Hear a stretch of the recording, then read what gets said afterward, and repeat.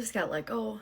I got laid off at the age of 52. It left us in a huge pile of trouble. Working for a company for 25 years, and they just walk into your office one day and they lay you off in your 50s. Hey boss, let's hire this person. No, they're too old. So my husband got laid off from his job. He's been looking for a job for months, like 6 months. It sounds crazy, but in today's job market, experience is actually becoming a liability. Layoffs have increasingly impacted older workers. And once you're out, more experience can often mean more trouble getting back in. It really feels backwards, but the data backs it up. I'll present some of that in this video, and later on I will cover the areas where experience is still valued and in demand. But first, here's what's been going on.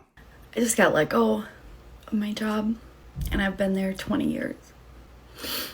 I'm gonna lose my insurance for me, my husband, and my 5 kids. And I know I've been putting off quitting. It's meant to be, but man, is that hard to believe right now. So 7 people lose their insurance because of one job loss, just part of the ramifications. And she said she's wanted to leave for a long time.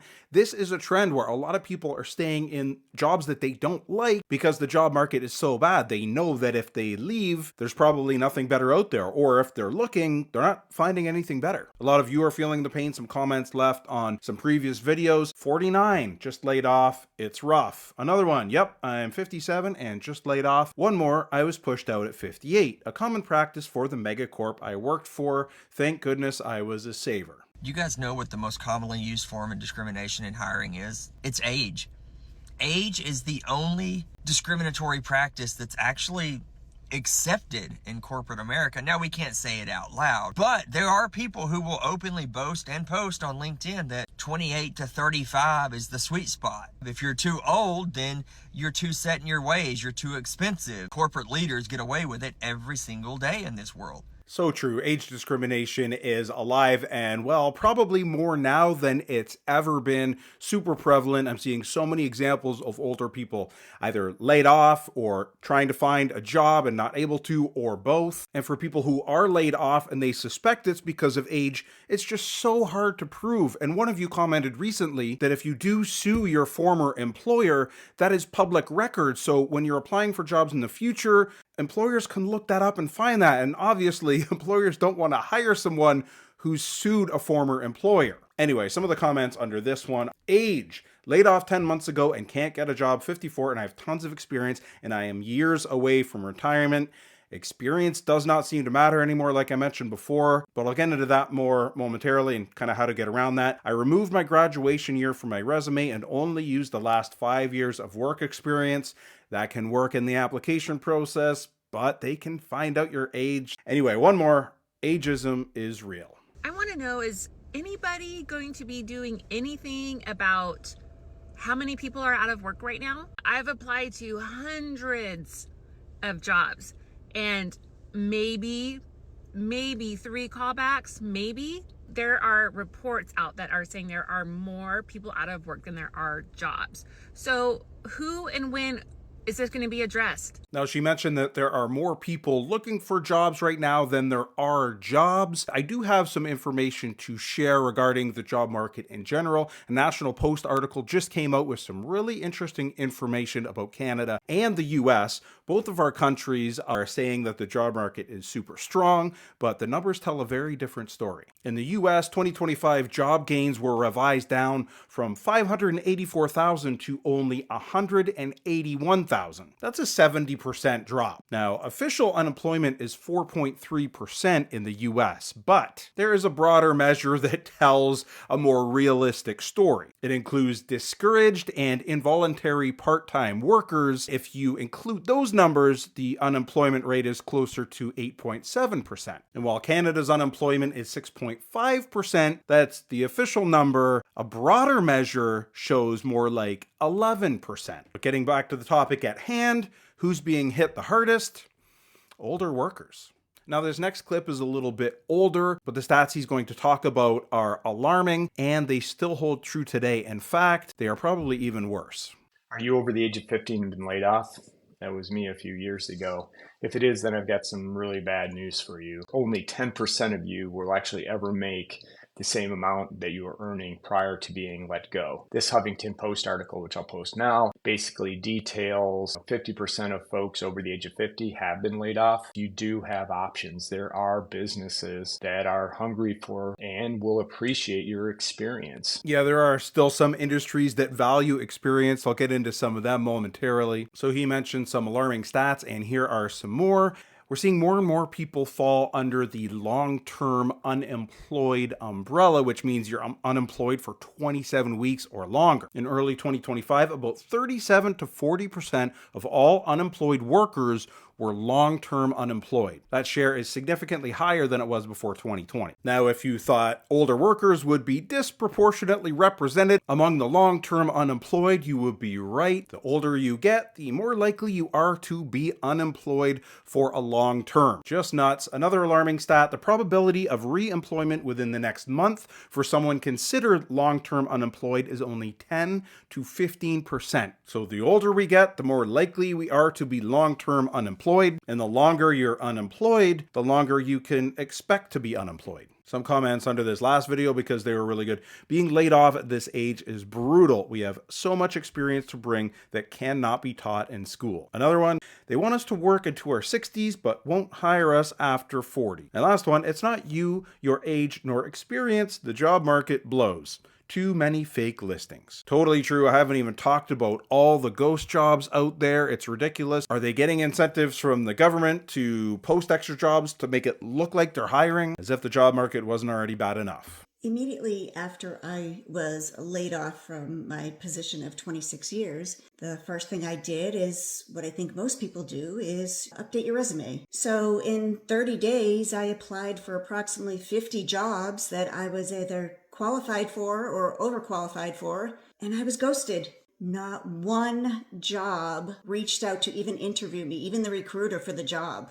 Nothing. Yeah, she got ghosted. A lot of those job postings could be ghost jobs, right? And she said she was overqualified for. I don't know what her applications looked like, but I know for people, if they look overqualified in the job, they are not getting it, or at least the chances of getting that job are super low. A couple of the comments under this video, I'm 43 and can't find a job right now. Another one, I'm 47 and lost my job due to closure. I don't know if I will ever be able to get a decent job again. Cannot be the only one in her 50s that was laid off after being with the company for years and years. I was with that company for 32 years, gave that company my all, came in early, stayed late, worked through my lunch. But that's when I realized I was a number and I didn't matter to them. You guys, I was living paycheck to paycheck and I had debt up to my eyeballs. Yeah, as I keep seeing over and over, as many or all of you probably know, companies are not loyal. We are just a number. A comment from one of you, similar story. I have a friend who's around 50 and has 2 daughters in college. He was laid off after 21 years as a manager with a large company. It's rough. And certainly a lot of middle management has been having trouble. And I'm seeing it all the time. People saying that they're good at their job. It doesn't matter because companies aren't just replacing people. They are replacing processes. A lot of people with white collar jobs have a target on their back. And the older you are, the bigger the target. So my husband got laid off from his job and he's been looking for a job for months, like 6 months he's been looking for a job. The problem is nobody's willing to pay what he's making now. So he's going to take a pay cut no matter what. I'm sorry, our lifestyle is not going to fit in a pay cut. We have bills to pay. We have a lifestyle that we live. Yeah, everything just seems upside down, right? Wages go down, but the cost of living keeps going up. One comment under this video is great. I've been looking for 3 years. So many scams or 2+ hours away. Also, my menopausal mouth no longer has a filter, so I can't work retail anymore. Something you might not know is that just a few weeks before I was made redundant, I received a global recognition award from Salesforce for Women of Impact. And there were 900 nominees. I was one of 16 winners across the globe. And some people might think it's a bit strange. Why would you make someone redundant after just awarding them for the impact that they've made? It wasn't me that was made redundant. It was my role. And that was just a line in a spreadsheet. I guess that's a good way to look at it. It's not you being made redundant, it's the role, but it is you who are affected. It's your livelihood. But I'm seeing so many examples of people getting awards or just being really good at their job and being let go. Again, doesn't matter how good you are at your job. Everybody is at risk. The longer we've been in a job, the bigger the target. One comment under this video I just had to read: I was made redundant. My role is still there, given to the person I trained. Over a year ago, 100 applications and still no job. And I've seen other examples of people training the people or the teams that are coming in to replace them. And if we say, no, I'm not going to train the person who's going, or the team that's going to replace my team, then we're basically leaving. We're saying no to a job. So then perhaps we're not going to be eligible for unemployment. I was just forced into retirement at 54. Apparently, it's a lot more common than I had ever considered. My brother got hit during COVID, laid off, and basically done working. I actually did some looking and I found some studies that said over half of us over 50 get pushed out of our long-term jobs before we're ready. Another one, I'll just read some of this. I've seen several people go through hell at the end. Seems like whether you have retirement or not, they will usually see trouble at work between 55 and 65. People give their life to a company only to get run through some kind of BS at the end. And one more, at age 45, I have no expectation of a retirement. I did have an expectation of some kind of gainful employment as long as I wanted to work. This is certainly a trend. Maybe it's going to stop. I have seen some comments from people saying that these companies are going to realize that the younger people making a lot less money aren't helping the companies long term. Some comments from some of you that speak to how older workers can often be the better choice. I think employers are missing the boat. Many older workers are more responsible, reliable, and much more appreciative of their employers. Another one, older workers are more dependable, don't call in sick, and work harder than most young people. And finally, I'm 56 and have pretty bad arthritis in my body and still outwork the younger people by a lot. Pretty sad, huh? I feel like such a brat when I say this, but I hate working. I hate getting ready to go to work. I hate going into work. I hate being an hour into a shift. I hate saying hi to people. I hate being perceived. I hate smiling. I hate it. I hate working. I've worked so many jobs. Every single job I get 2 months in and I'm like, I hate this job. I don't know, maybe I just have poor work ethic. Like maybe I just am lazy and I just need to come to terms with the fact that I'm just lazy. Maybe I just need to come to terms with the fact that I am lazy. Okay, now this is just one younger person. I just thought I had to throw this in there. Okay, wow. I just looked at the comments under this video, just the first 4. This is really good evidence of what the younger generation is like. 8 hours is so long to be at one place too, like WTF. Another one, why can't we just exist? I work at Target and we have to smile at people within 10 feet now.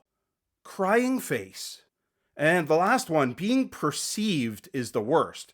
I don't even mind the actual labor, but to have to interact with anyone is exhausting. After seeing this, wouldn't hiring managers want to have a second look at older workers? The American dream's broken. I got laid off at the age of 52. It left us in a huge pile of trouble. Guys, we were stressed beyond imagination. The bills were piling up. I had more credit card debt than I had retirement savings. Credit card debt in the US is at an all-time high. And I went through the savings brackets for the different ages. As people get closer to the retirement, it was shocking how small the number was for the median savings. Some comments from some of you related to overspending. If you're 50 and don't have anything to fall back on, then you spent too freely when young. Probably accurate in most cases. Another one, folks need to stop living way above their means. If you can't pay cash for it, then you don't need it, other than maybe a house. And the last comment that kind of sticks up for people who aren't able to save because of the insane cost of living these days. It's pretty hard to save for retirement when the pay scale has been deliberately and systematically undermined. Wages for decades haven't kept up with the cost of living. But look, recent layoff waves have hit mid-career and or higher paid professionals especially hard. And what happens next? Companies replace them with younger hires, contractors, offshore talent, or they simply redistribute the workload, meaning that the people left at the company have to do the job of 2 or 3 people. It's not always illegal discrimination, but in terms of dollars and cents, it works the same way. Older workers do cost more, like one of the clips spoke to before. Higher salaries, higher healthcare costs, more PTO, they're closer to pension payouts maybe. It's not personal, it's just the way business is now. Hey boss, let's hire this person. No, they're too old. What? Why? Well, they might retire soon and leave before we get any value out of them.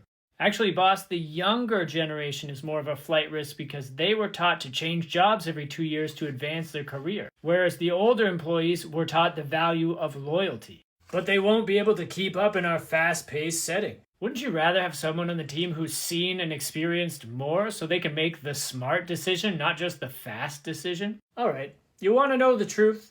Yes. This person looks way smarter than I am, and they will probably make me look bad every single day. Obviously, this is a skit, but I don't doubt that it is the reality in a lot of cases these days. One of the comments under this video agrees with what we've covered so far in this video, favoring older workers. The 40s, 50s, and 60s people at my job are the most efficient, hardworking, and productive. My place of work is literally held together by them.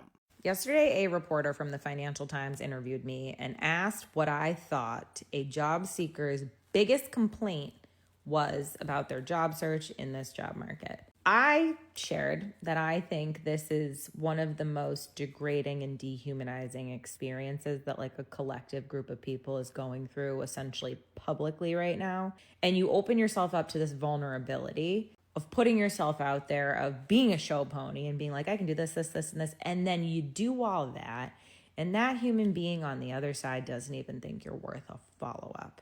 And the ghosting thing, in my opinion, might be the worst part of things right now. The fact that you could go down a path of 6 interviews and then they just stop talking to you. And the interview process is obviously tough for older workers because once they see you, they get a pretty good indication of how old you are, right? Unless you have a really good Botox budget or you just naturally look like 15 years younger. Some of the comments from some of you speak to this. As soon as you get an interview, they make judgments on your age. Another one, age discrimination exists. You can hide years and age on a resume, but video or in-person interviews often highlight your age. One more comment. I'm not going to read the whole thing, but it doesn't matter. I cut off all jobs past 15 years ago and get tons of interviews. I've had 70 plus, but as soon as they see me, they rule me out. I thought I would start this new year on a really happy, great note. And I am losing my mind right now. I am in complete paralysis. I have no energy or desire to continue anymore. Like, honestly, I can't even begin to tell you how discouraged you get when you apply for so many jobs and so many no's come back at you and no one's even looking at my resume anymore. I swear to God, I get the no before they even have time to read through my resume. I'm going to all these interviews, 3, 4, 5 interviews at a time, and I never get the job. I am going to be getting evicted out of my apartment. That is a fact. Yeah, the emotional, psychological aspect of the hiring process, the interviews, it obviously can be really tough, as evidenced by this clip, and just points to the need to have an emergency savings, right? And this woman was actually in Canada, so she probably didn't have like a health emergency. I mean, we have free healthcare, so probably one of those situations where she didn't save enough. Now, she did mention that she gets cut off before they even read her entire resume, and I will leave a link below to a past video I did that covered what we can do in our resume to kind of not let them in on our age, so at least we do get to that interview stage. And a comment from one of you, it worked. A few years ago, I was looking and did what you said, took the year off the degree and removed experience prior to 2005. Went from not one response, even when the ad practically looked like it was copied from my resume. After making the change, nearly every application got a response, and half of the responses lead to interviews. HR, especially now, a lot of them are women, and usually they're a little bit on the younger side. So what you're telling me is if a 36-year-old man who's an engineer doesn't vibe with this 25-year-old chick, then he doesn't get moved forward in the interview process. How ridiculous. Yeah, and another problem, right? And the example she gives is a 36-year-old man. What about a 56-year-old man? How is he supposed to vibe with someone who's 25? But just another reality in today's job market and another roadblock for older workers. Being laid off in the United States is almost like your job telling you to just go die. Because it's not about a little minor setback in your career path. It's not about just this loss of income that's just happened. You lose access to disability insurance, your medications, your health care. All of these things that are essential for human beings in the United States that should not be wrapped up in employment at all, ever. This is a system that leaves people incredibly vulnerable in the middle of layoffs, job seeking, job changes. Right, and obviously health insurance and medications more important the older we get, right? So as I've said in the past, I'm Canadian, and a comment from another Canadian that just speaks to the difference when you lose your job in Canada versus the US. In 2010, I was laid off. I was in Toronto. I got 56 weeks of unemployment, health care, and went back to college to get my web development degree, all paid for by the government. And look, I'm not saying what the better system is. There was an article recently that came out that says Canada is poorer than Alabama, and I didn't look into the numbers, but yeah, our productivity over the last decade or so has been pretty dismal. So I'm not saying Canada is better than the US. I'm just trying to outline the difference here when you lose your job. And the income tax we pay is absolutely insane. So I mean, free healthcare, a lot of workers are paying for it one way or another. This face is 40% more likely to get an interview than this face. Up to 78% of people who are older in the workforce, maybe even faces that look like this, say they have experienced workplace discrimination. So there's an idea, right, for men and women. In the Zoom interviews, I actually have lighting, and it was just kind of an accident that it washes out my wrinkles. Like, I make videos outdoors and you can really see the lines in my forehead and my face, but this lighting kind of washes it out. So you can get lighting, you can use filters or AI to just make you look younger. In-person interviews, obviously a different story, but a lot of them are done through Zoom these days anyway. Not so friendly reminder that you do not need to tell people your age at work at all, ever. God forbid you're 30 and a woman. Don't even. Oh, you're in your 40s? Off. They're going to treat you like you are totally invisible. I would just avoid bringing it up. Good advice, though, and I've spoken to this in previous videos, we need to be strategic in the workplace, just in casual discussions, what we're letting people know about ourselves, right? What we're telling them could be used against us. It sucks, but it's the reality. They'll say that you're overqualified for the job, but really, they want to call you old. Age discrimination in the workplace, especially during interviews, is very real. They're not worried about your skills. They're not worried if you'll be a cultural fit for the company, because they really feel at your age that they cannot manipulate you, especially with their toxic ways. Oh, and you probably have more experience than the person that's interviewing you. Overqualified is a nice way of saying we want someone younger, someone that we could control, someone that we could pay less and expect more. So on the flip side, take all of those experience, that's knowledge, that's wisdom, and go with a company that values it. Trust me, they're out there. And never feel bad for having more mileage. Yeah, look, we shouldn't feel bad about the experience that we have, right? And like he said, like I've been hinting at earlier in the video, let's talk about some of the industries that still actually value experience. I'm going to cover about half a dozen different sections here that'll be shown down in the chapter. So if one doesn't apply to you or appeal to you, you can just skip to the next one. But this is enterprise sales. It's trust-based, so that's one of the reasons why older people are still valued. We're talking about industrial equipment, financial services, enterprise software, and maybe you haven't been in the exact field, but that's where some creative resume writing could come into play, right? And I've been in sales for a long time. Started off, I had an engineering degree and never thought, engineering is pretty far removed from sales. I never thought I could do sales, but I got into it. I liked it. I started getting good at it. And the thing is, with this type of sales, there are higher stakes, right? So when it's 6 or 7 figure deals that are on the table, credibility often matters more than charisma, aka experience can often close the deal. Another option comes in the form of a comment from one of you. There's always a job in construction. I'm a plumber and we always hire. If you want to work, looks to me like the people who can't find work for a year or more are picky.